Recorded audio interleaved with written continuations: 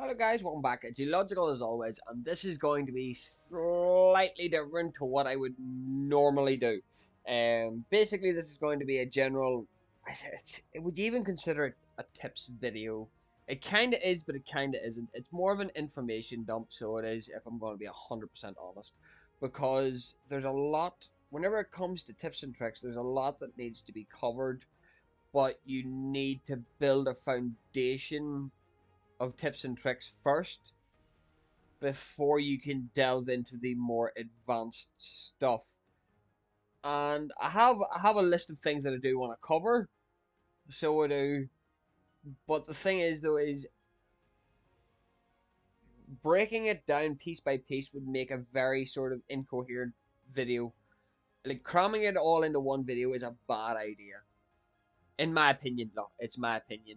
But in my opinion, cramming it all into one video is a bad idea. So, unfortunately, there's not going to be no gameplay today, but it's just going to be a general, let's get the tips and tricks out of the way. As says, there'll be I will double up on my content for Predecessor, because I do at least one gameplay video going out and just demonstrating a bit of fun, basically.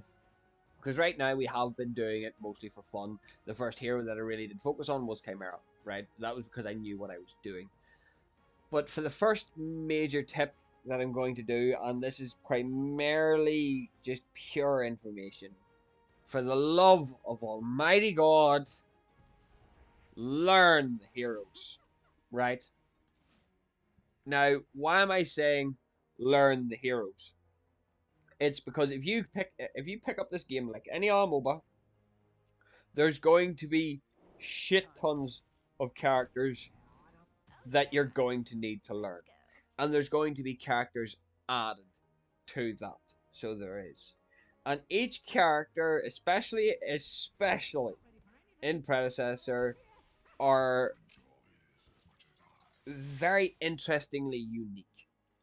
There are no two characters that you could determine perform the same. They are unique and different in their own way.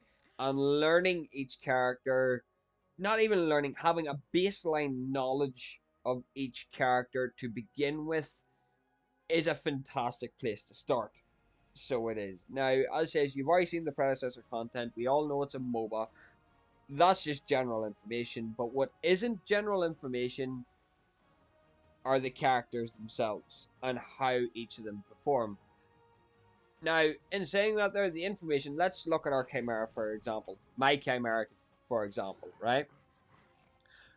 From the overview that it gives us, we can tell that his name's Chimera. He is a fighter, and he is specifically a jungler. Now, can he work in other places? And no. And the reason why it's a no is because he doesn't fit the support category. He doesn't fit the carry category. He doesn't fit mid laner. And I'm sure somebody's probably tested him in solo lane. Does he have potential in solo lane? Possibly, but you're going to have to run him completely guns a-blazing. Because he has no escape. If he gets ganked, he is dead. Bar the get out of jail free card, but then most characters do have the ability to chase him down. The other things that you see here are he gets a 7 in basic attack, durability 6, mobility 3, and ability power 3. Now, straight off of looking at that there, we know he's a basic attack fighter. He basically performs everything with basic attacks. His entire shtick is basic attacks. His durability, he's generally quite tough. He can be exceptionally tough on the right build. But he is strong. He has the ability to persist in a fight. His mobility is 3 and his ability power is 3. Now, if his mobility is 3, that basically means he's going to be very damn slow. Not the slowest, but his ability to get around the map is going to be slow. But his ganking capabilities is on a different level. And then you have his ability power 3 as well, which means that his abilities are not going to be as potent as his basic attacks. But then that ties into his abilities. As says, learning the abilities is a big thing, especially considering passives are a thing as well, which tend to get heavily overlooked a lot of the time. As says, he gets passive regeneration whenever he's in jungle and hitting. And then on top of that, there he gets a 10% movement speed. So if you get into a brawl with him, you're making him stronger. So you are. If you get into a brawl, so damaging enemy heroes and monsters with basic attacks or abilities grants Chimera 0.5 health regen for 2.5 seconds, stacking up to 30 times. So what's 0.5 times 30? What, 15? That cannot be 15 flat health regen. Is it 15? Is it 15 flat health regen? Let me see here real quick, because again, these are getting into the numbers. If you want to get really sort of critical on things, there is things that can be done like this here. Yeah, it's 15 flat health regen per second. So that means the more you get stuck into a fight with him, and the more hits he's landing, the more health you're giving him. So whenever it comes to fighting Chimera, you want to be able to burst him as quick as possible. So you do. And what makes him even more annoying is at 15 stacked, or well, above 15 stacks, he gains 10% movement speed, which means you ain't running away from him either.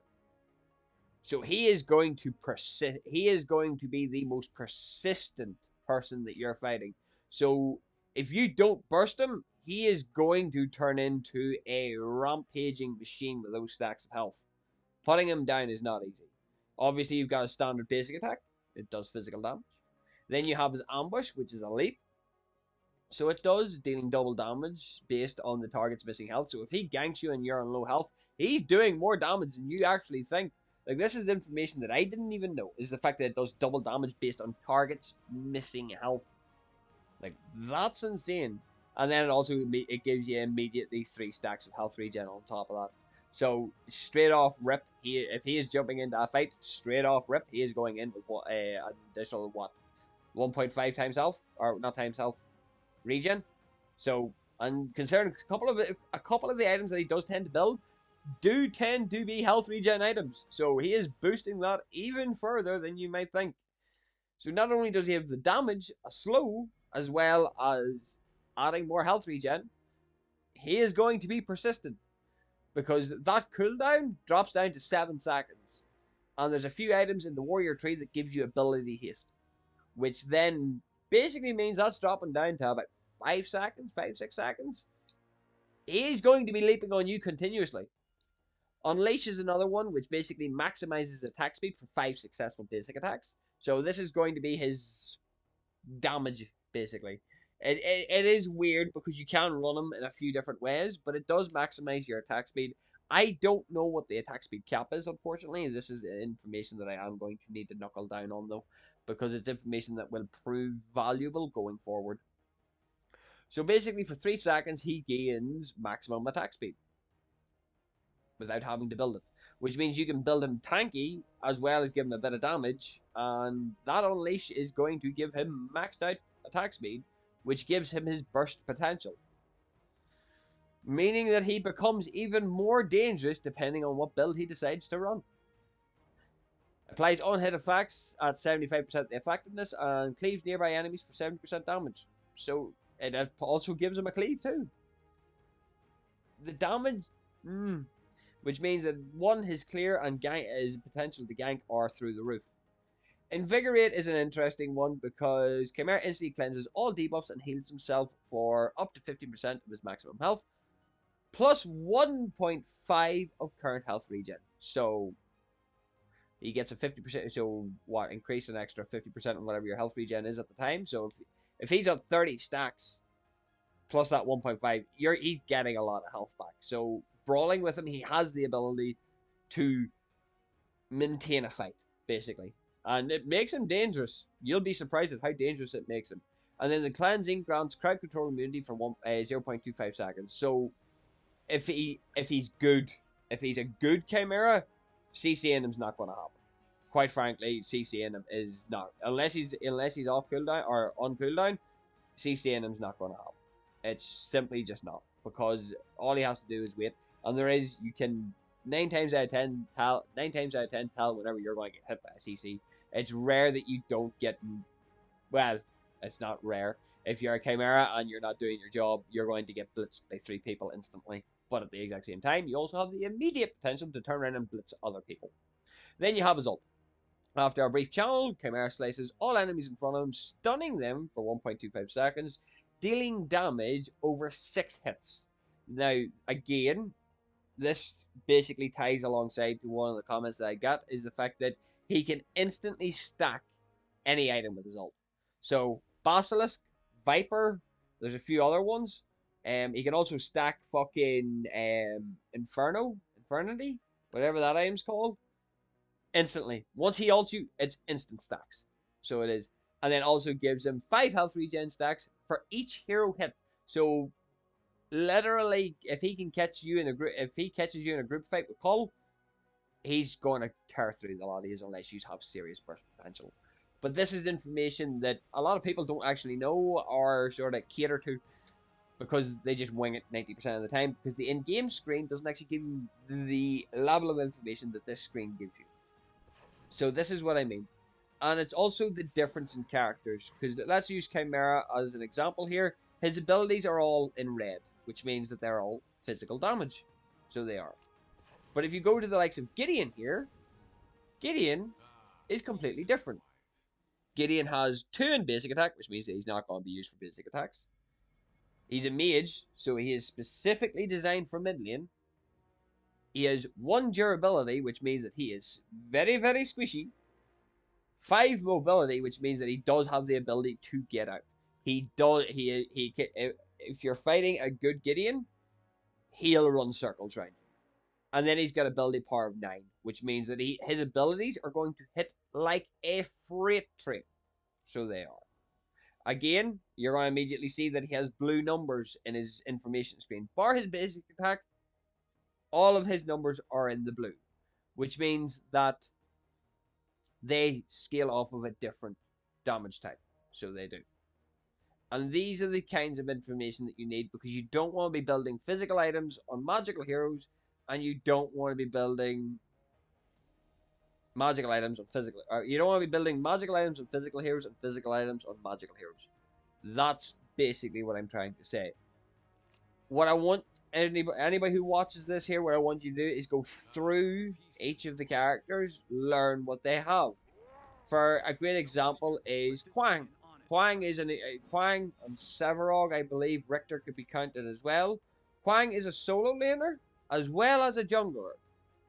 He has ability power. His main stat is ability power, but his abilities, even though he's a melee fighter, everything that he has is magical based. So you're going to want to build magical items on him, not physical items. In saying that, though, there can be gimmicks applied. But each character is unique in their own way. For example, Argos. I still really don't understand, primarily because I don't like Argos. Every time I see him in my team, I am miffed because for some unknown reason, every time I see an Argos, he's always bad. Is the best way I can say it. But that is because I'm assuming people are learning at their own rate. But each character has their own set of abilities, their own passives, and their own ults. They all have different builds. They're all unique in their own way. So they are. And it's going through and learning each of the characters. Even just simply by reading their abilities. Like, let's take Kalari. Kalari is one of the most... requires some of the most skill to be. Now, the reason why? She's a jungler. But she is exceptionally squishy. And I mean squishier than squishy. Like, not good. But we also know that she's not a basic attacker, but she has exceptionally high mobility and exceptionally high ability power. So, let's have a look-see, shall we?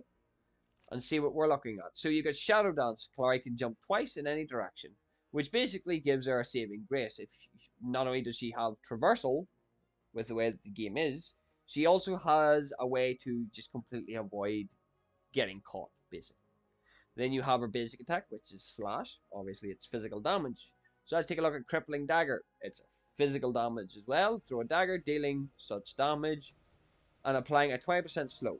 Minions and monsters receive 65 additional damage, max 2 charges, which means that she is able to sling 2 daggers in an instant, with a lot of damage to back it up. Shadow Walk. After 1.5 seconds, enter Camouflage, gaining 50% movement speed for so many seconds, 7 seconds being the max. While Camouflage, Kalari gains 20 damage plus 20% health regen. 20% is damage health regen. And her next basic attack deals 150 of 40% damage bonus physical attack to all targets hit. So that's basically just adding on damage. Nearby heroes and wards can reveal Kalari. Then you have Death Mark. Impart Kalari's next basic attack within 5 seconds to mark her first enemy hero or monster hit, increasing their damage against them by 10% after 3 seconds. The mark detonates, dealing damage plus 3% of the target's missing health as true damage, and granting Kalari 50% decaying movement speed for 3 seconds. You see? Then you've got Guillotine, which is our ultimate. After a brief delay, Kalari dashes forward, cutting through all enemies in her path, dealing 500 plus 140 physical damage. She's an assassin in the purest form. She is an assassin in the purest form. If you are good with her, she is diabolically powerful. If you don't know how to use her, you're going to get screwed. But then at the exact same time, this kind of information applies to everybody. And this is why the first video that I'm talking about is the heroes themselves, because this is where the base print's going to be. Read up on the heroes, because in fairness, I don't think they really overcomplicate what is said, if that makes sense. The English is, or whatever language you're in, the way that these guys have written the descriptions of their abilities is exceptionally straightforward. That's it. What it says is what you can imagine, if that makes sense. As says, the rangings might need to take a little bit of time, but the idea is to find a hero that you enjoy, right? But do not bring that hero into everything. Because as you can tell here, the heroes are broken up into 5 different categories, which means that there's 5 different roles. We have the solo laners, which are primarily warriors or tanks. We have the mid laners, which are high burst damage and AoE, either extremely high burst or mass damage, like massive area effect damage. You've got junglers, which are normally fast, strong. Junglers is where I would say would be the most versatile, because each jungler that you can see here are all different. None of these characters play the same at all. Then you have the supports, which are support can be flexible. I'm not going to deny that there, because recently a guy commented on my video saying, hang on, let me actually get him up here, because it says, I like to shout out these people that do give me information, as says, any information is good information, and if I can get that information out, it works. It's as simple as that, so it is. So, let's find it here real quick. So, he says, Faye is a good support. You need more experience with her. That is very true. I know she can be good. The problem is, most people don't have the experience. I know I don't. That's why I'm in jungle. Ha ha ha. And even at that, I still fail. Look, here, I have my own failures. I'm not perfect, but Faye is not your standard support, because she doesn't have standard supporting abilities. This is why she's not a support. But sometimes you can push it. It's the same as you'll sometimes find a carry in the mid lane or solo lane. There is flexibility to the game. But that flexibility is purely deterministic on your own skill and game knowledge. And this is why I'm saying that what you want to do straight off rip is learn the abilities of each character. I'm not even saying to go full hog into learning this stuff.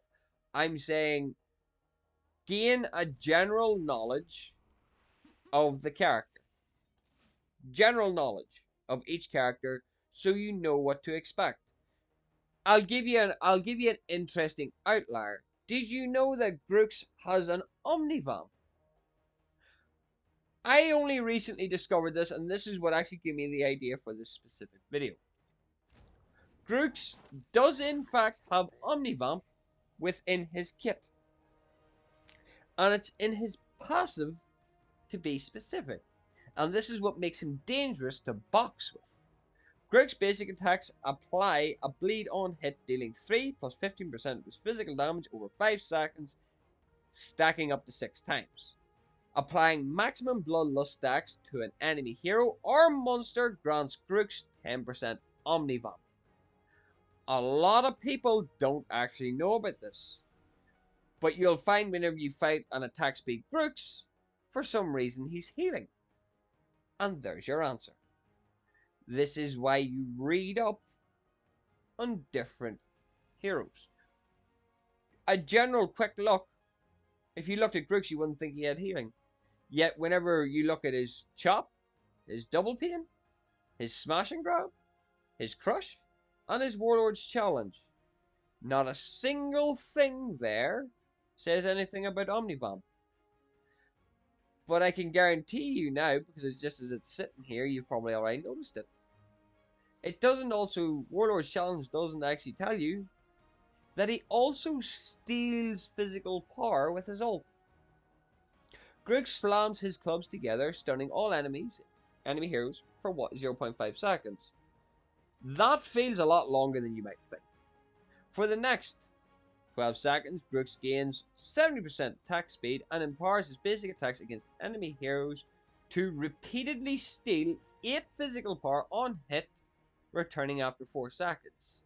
So, if you're going to box with Brooks, and he also on you, you're going to lose that boxing match because he's stealing your power, adding it to his own. Also, he has more attack speed than you, as well as he is going to end up getting his bloodlust fully stacked out, which means not only are you currently bleeding at that moment, you're also healing the Grooks. There is so much information missed within the game that people don't know these things.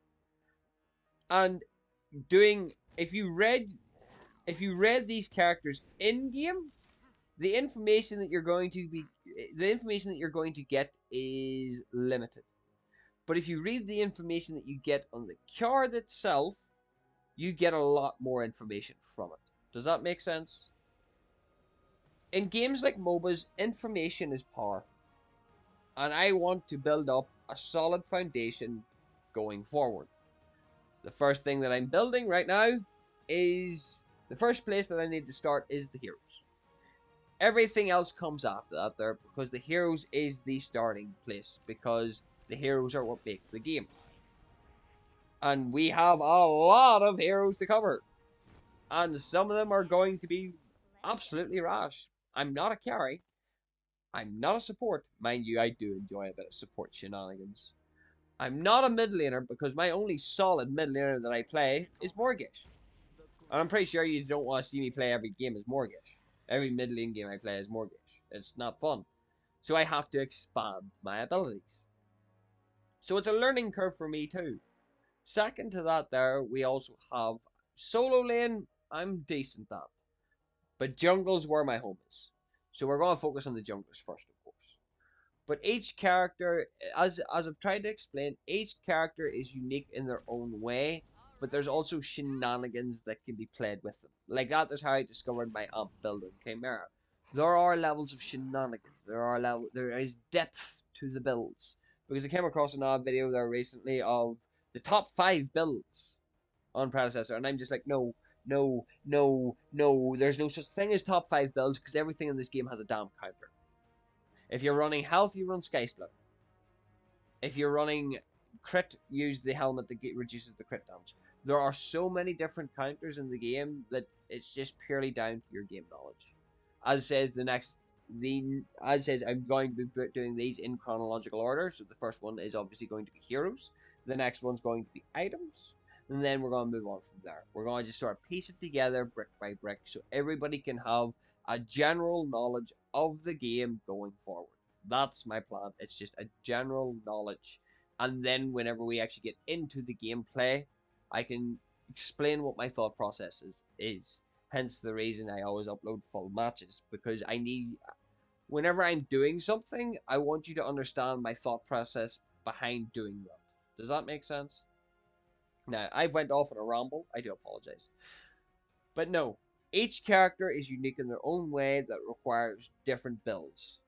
So they do. They're all different in their own way, and it's just a case of getting into it. So it is. So this is the start of it. This is episode 1, Heroes. So guys, I don't really have much else to say without actually playing in the background, so I don't. But it does give you a general idea of what I'm telling you to I'm asking you to do. Read up on the heroes, see if they have something that's hidden that you didn't quite know, and now you know. So that means you can now go forward countering this. This is what I mean. Information is power. So for the next couple of weeks, we're going to be building up the information required. Sound good? Sounds good. So guys, I hope you all enjoyed. Please like, share, and subscribe if you didn't enjoy. And I will see you all in the next video. Bye!